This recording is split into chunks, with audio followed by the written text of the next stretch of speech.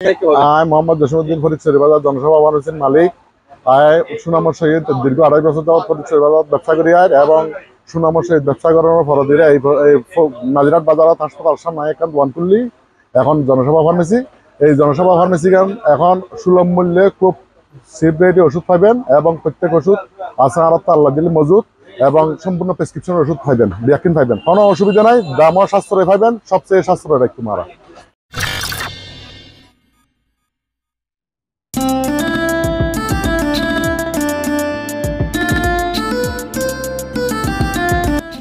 ফটিকছড়ি বিবিরহাট বাজারের দীর্ঘ 28 বছরের পুরনো স্বনামধন্য সেবামূলক ব্যবসা প্রতিষ্ঠান জনসেবা ফার্মেসির অঙ্গ প্রতিষ্ঠান messrs new Janaseba pharmacy Fatikchhari Nazirhat বাজারের হাসপাতাল গেট সংলগ্ন জননী ডায়াগনস্টিক সেন্টারের নিচে শুভ উদ্বোধনী।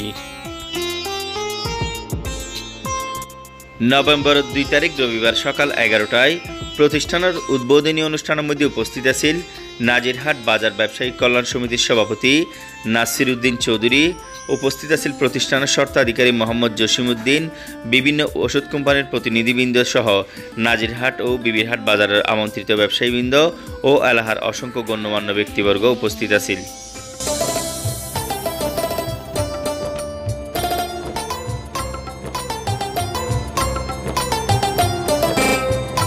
আজকে আমাদের নাজিরহাট ঐতিহ্যবাহী নাজিরহাট হাসপাতালের নাজির মেডিকেলের ঠিক অপোজিটে আজকে শুভ উদ্বোধন হলো জনসেবা ফার্মেসি। জনসেবা ফার্মেসি এখন বর্তমানে ফটিকছড়িতে আসে, ফটিকছড়ি বাজারে বিশাল সুনাম অর্জন করে তারা এখন নাজিরের দিকে এসেছে। তো আমার একটা বিশ্বাস, আমাদের নাজিরহাট পৌরসভা ছেলে আবাসের বাড়ির ছেলে জসিম ফটিকছড়ি যেভাবে সুনাম বৃদ্ধি করেছে ওষুধ বিক্রি সেবায়, নাজিরহাটও সেভাবে সুনাম বৃদ্ধি করবে বলে আমার বিশ্বাস।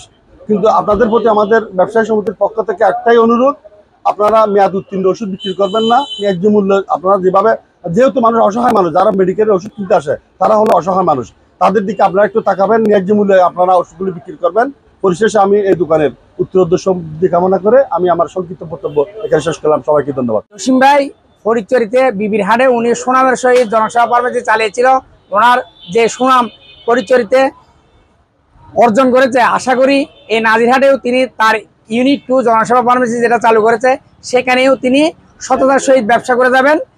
নাজিরহাট ঠিক হসপিটালের অপোজিটে জসিম ভাই, যেটা উনি ফটিকছড়িতে দীর্ঘদিন থেকেই জনসেবা ফার্মেসিতে সুনামের সঙ্গে ব্যবসা করে আসতেছিলেন।